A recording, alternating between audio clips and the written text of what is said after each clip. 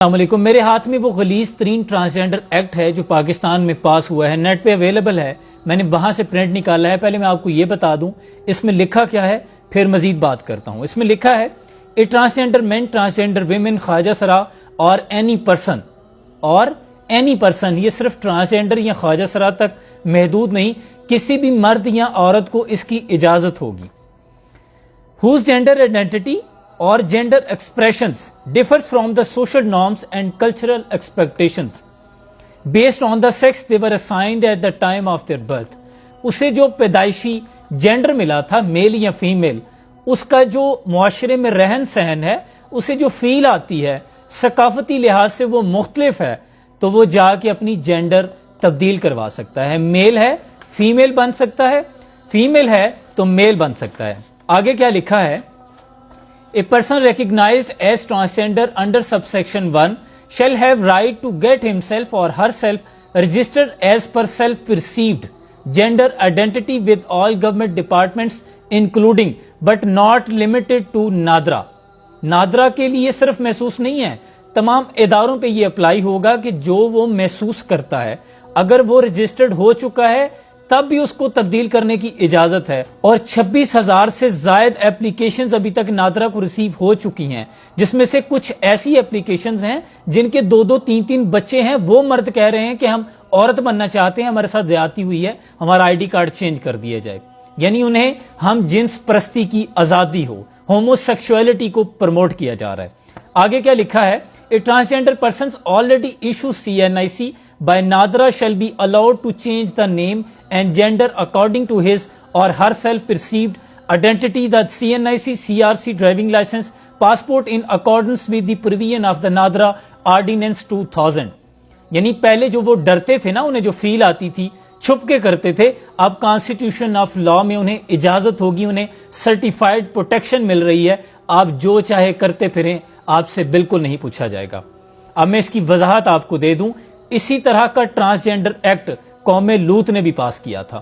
ان کے ساتھ کیا ہوا تھا، جسے آج ڈیڈ سی کہا جاتا ہے نا، بحیرہ مردار کہا جاتا ہے، اس بستی پہ عذاب آیا تھا۔ ابراہیم علیہ السلام کے پاس فرشتے آتے ہیں، تفسیر میں آتا ہے حضرت جبریل کریم ہے، ساتھ میں اسرافیل ہیں، میکائیل ہیں، وہ آ کے عرض کرتے ہیں، نوجوانوں کی شکل میں آئے، ابراہیم علیہ السلام کو کہتے ہیں کہ ہم اللہ کی طرف سے آئے ہیں، اور ان کے چہرے اداس ہیں، متغیر ہیں۔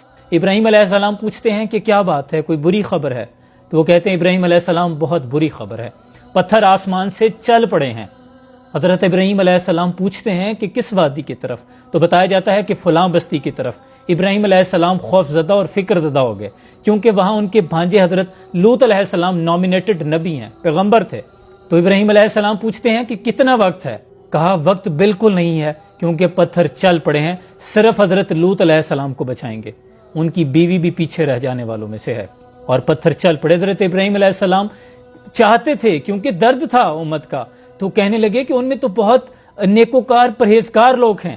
تو فرشتے کہتے ہیں کہ ابراہیم علیہ السلام، اور زہد کی جو ڈیفینیشن نبی نے بیان کی، سارا سال روزے رکھنے والے تھے، عبادت گزار تھے، کبھی ان کی راتیں قیام کے بغیر نہیں گزری تھی، اتنے بڑے نوافل پڑھنے والے تھے۔ لیکن فرشتے کہنے لگے کہ ابراہیم علیہ السلام، پہلے پتھر انہی کی طرف اللہ نے روانہ کیے ہیں کہ پہلے جا کے ان کو مارو، ان کے سامنے میرا دین لوٹتا رہا، شریعت کی حدود کو پامال کیا جاتا رہا، اللہ کی فطرت کے قانون کے ساتھ جنگ لڑی جاتی رہی۔ ان کا کیا تھا؟ قوم لوط کیا کرتی تھی؟ عورتوں کو چھوڑ کر مرد آپس میں اپنی نفسانی خواہشات کو پورا کرنے لگے تھے۔ اسی کو ہومو سیکشولیٹی جس کو پروموٹ کر رہے ہیں آج۔ استغفر اللہ، کیا لوگ یہ قرآن نہیں پڑھتے؟ وہ پاکستان جہاں پہلے ہی صنفی آوارگی، جنسی بے راروی، حیا باختگی کا طوفان بدتمیزی اپنے عروج پہ ہے، ایسے میں ایسا مکروہ بل پاس کر دینا، اور جبکہ پاکستان پہلے ہی قدرتی آفات میں مبتلا ہے، آدھا ملک ڈوب رہا ہے، آپ معاشی بحران میں چل رہے ہیں، آپ اللہ کی اس پکڑ سے تنبیہ حاصل کیوں نہیں کرتے؟ اور یہ شریعت اور اللہ کے ساتھ جنگ ہے، کھلی بغاوت ہے جو آپ کر رہے ہیں۔ خدا کے لیے اس وطن پر بلکتے لوگوں پر رحم کھائیں۔ کیا مزید کو کمی رہ گئی ہے؟ ہمیں کتنی رسوائی اور دیکھنی ہے؟ برطانیہ، انڈیا کے ایکٹ میں بھی یہ چیزیں شامل نہیں ہیں، ان میں بھی آپ نے کسی کو اگر جینڈر دینا ہے نا تو میڈیکل کیا جاتا ہے، اس کے بعد دیا جاتا ہے۔ یورپ کے بعد پاکستان پہلا ملک بن گیا ہے۔ خدا کے لیے اس پہ آواز اٹھائیں، جو لوگ با اختیار ہیں، جن کا جتنا قد بلند ہے ان کی اتنی ذمہ داری بھی ہے۔ حضرت صالح علیہ السلام کی اونٹنی کے قاتل صرف 4 تھے، ساری قوم تباہ ہو گئی تھی، باقیوں کا جرم کیا تھا؟ خاموشی۔